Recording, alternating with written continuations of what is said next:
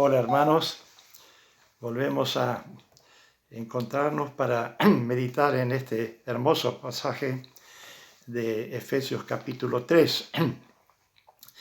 Hoy nos toca leer los versículos 16 a 21.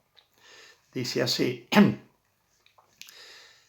para que os dé conforme a las riquezas de su gloria, el ser fortalecidos con poder en el hombre interior por su espíritu, para que habite Cristo por la fe en vuestros corazones, a fin de que, arraigados y cimentados en amor, seamos plenamente capaces de comprender con todos los santos cuál sea la anchura, la longitud, la profundidad y la altura, y de conocer el amor de Cristo que excede a todo conocimiento, para que sean llenos de toda la plenitud de Dios. Vamos a detenernos allí. Vimos la semana pasada que el apóstol oraba, y acá nos dice por qué motivos ora. Dice así en el verso 16. Su oración era pedir a Dios que les dé conforme a las riquezas de su gloria, o sea, no escasamente, no con cuentagotas, sino abundantemente, de acuerdo a las riquezas de su gloria. Y él pide, fíjense las cosas que pide en oración, que sean fortalecidos en el hombre interior por el Espíritu. La vida espiritual del creyente solo puede ser fortalecida por el Espíritu Santo. Y tenemos que reflexionar un poco acerca de lo que es el Espíritu Santo en nuestra vida. En el capítulo 5, más adelante de esta misma epístola, el apóstol dice: sed llenos del Espíritu. Y muchas veces oramos: Señor, lléname de tu Espíritu. Pero no tomamos en cuenta que el Señor nos va a llenar siempre y cuando nosotros le demos capacidad en nuestro corazón para llevarlo. Algunos dicen: hoy Señor, lléname, pero estamos tan ocupados con nuestros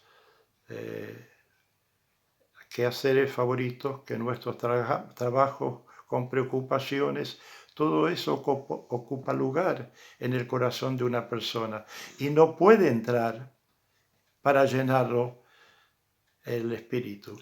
Tenemos que vaciarnos de nosotros mismos para que el Espíritu recién entonces pueda llenarnos y controlar todos los órdenes de nuestra vida. De modo que recordemos, cuando pensamos en la plenitud del Espíritu, depende de nuestra capacidad para contenerlo. Él quiere llenarnos, pero si hay obstáculos en el camino, no puede. Pide también en el verso 17 que Cristo habite en nuestros corazones. Qué hermosa oración. Pedir que Cristo habite, no visite, sino que habite. No venir por un rato y después el resto del día, no, sino que venga para habitar, o sea, para quedarse, para estar con nosotros. Luego pide que estemos arraigados y cimentados en amor. Aquí toma dos ilustraciones el apóstol Pablo. La primera, que estemos arraigados, es de la vida del mundo vegetal. Ustedes saben que estábamos divididos en mundos: el reino animal, el reino vegetal, el reino humano y el reino de Dios. Son 4 reinos. Que estemos arraigados, este es del reino vegetal. Está pensando en un árbol que para crecer necesita echar raíces, arraigados, y de las raíces el árbol absorbe de la tierra los nutrimentos que lo van a hacer crecer y tomar altura. Pero La altura del árbol está en proporción al nutrimento que absorbe la raíz de la tierra. Y esto nos enseña que nosotros tenemos que nutrirnos del Señor si es que queremos crecer, que estemos arraigados. Y la otra explicación o figura que toma es cimentados. Este es una ilustración del gremio de la construcción. Un cimiento es la base sobre la cual va a descansar todo el peso del edificio, de modo que el cimiento es fundamental. Ahora, con un buen cimiento, la carga del edificio tiene un lugar donde descansar, se apoya y no se viene abajo. Y esto nos enseña que cuando nos apoyamos en el Señor, que es nuestro cimiento, el cimiento de nuestra vida, podemos descansar tranquilos. Estas dos ilustraciones para mí son hermosas, arraigados y cimentados. Muy bien. Además dice, para lograr esta medición, dice que seamos plenamente capaces de comprender cuál es la anchura, la longitud, la profundidad y la altura del amor de Cristo. Habla de 4 medidas del amor de Cristo. ¿Cómo hacemos? ¿Cómo se hace para lograr esta medición? ¿Qué significan? Tenemos que recurrir a 1 Corintios 12, 13, donde dice que tenemos que acomodar lo espiritual a lo espiritual. O sea que tenemos que comparar, acomodar significa comparar, relacionar y armonizar un pasaje con otro pasaje. Y vamos a ver qué hermoso es que para cada medida del amor de Cristo, la anchura, la longitud, etc., hay un pasaje de la Biblia que nos arroja luz, que nos ayuda a comprenderlo con plenitud. Y propongo sintéticamente darles los pasajes que responden a la medición que vamos a hacer del amor de Cristo. La anchura, primero. Juan 3:16, ustedes saben lo que dice en Juan 3:16. Dice, de tal manera amó Dios al mundo que ha dado a su Hijo unigénito, para que todo aquel que en él cree no se pierda, mas tenga vida eterna. La anchura del amor de Dios es el círculo entero del globo terráqueo. Todo el mundo, de tal manera amó Dios al mundo. Todo el globo, toda la circunferencia del globo terráqueo, del mundo en que vivimos, es la anchura. A todos llega el amor de Dios. Hay quienes lo reciben y hay quienes lo rechazan, pero el amor de Dios llega para todos. Ahí está la anchura. Juan 3:16. De tal manera amó Dios al mundo. Y la prueba de ese amor, agrega, es que dio a su Hijo único. Dios dio, querido, lo más precioso que él tenía. El único Hijo. El único. Lo dio por amor de nosotros. La anchura del amor de Dios. La longitud.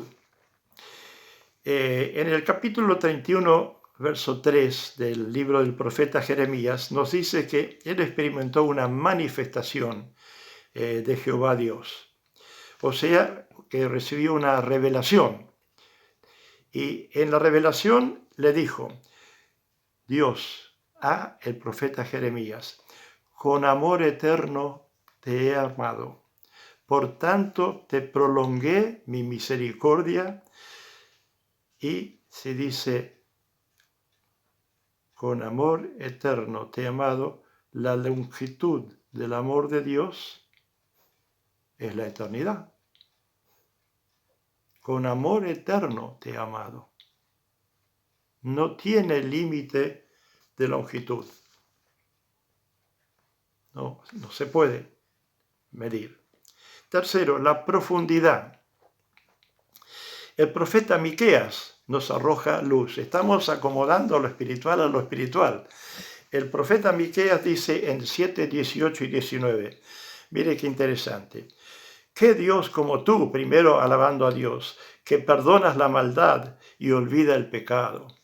¿Qué Dios como tú, dice el profeta? Él volverá a tener misericordia de nosotros.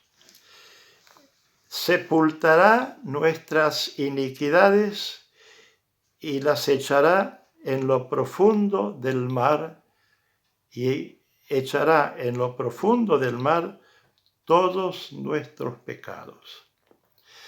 Yo casualmente he estado leyendo un artículo científico de 2 proyectos que hicieron Estados Unidos y Francia en conjunto, porque el océano Atlántico tiene un quiebre que va en su gran profundidad desde América del Sur hasta América del Norte.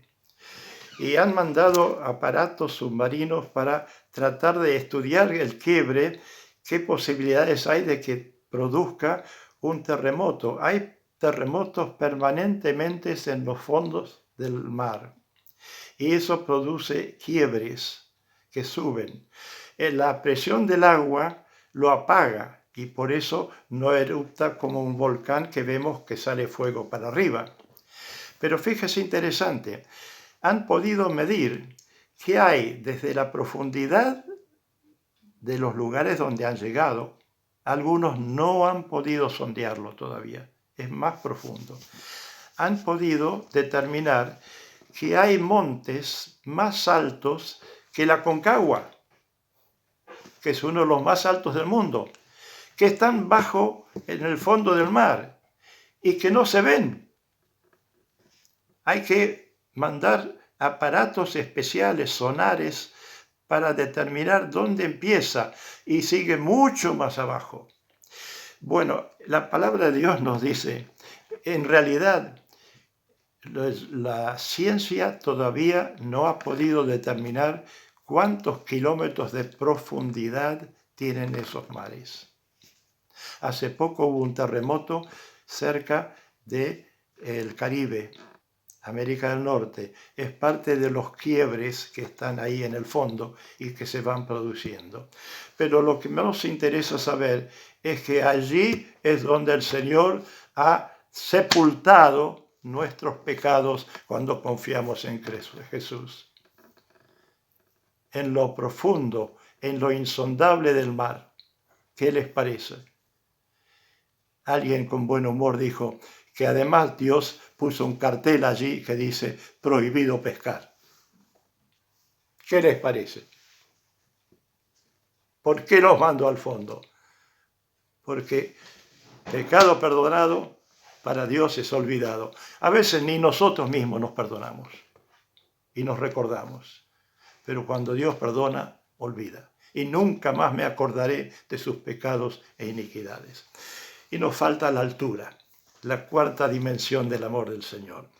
En Efesios 1:3 el apóstol Pablo dice, bendito sea el Dios y Padre de nuestro Señor Jesucristo, el cual nos bendijo con toda bendición espiritual en los lugares celestiales.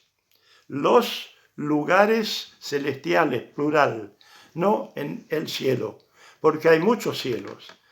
El apóstol Pablo fue remontado hasta el tercer cielo, pero el sabio Salomón hablaba de los cielos, que es una multiplicación de una multiplicación. Es tremendo. Y dice acá, en los lugares celestiales nos ha sentado a ti y a mí junto con el Señor Jesús. Ahí está la cuarta dimensión del amor de Dios. Que Él nos bendiga. Amén.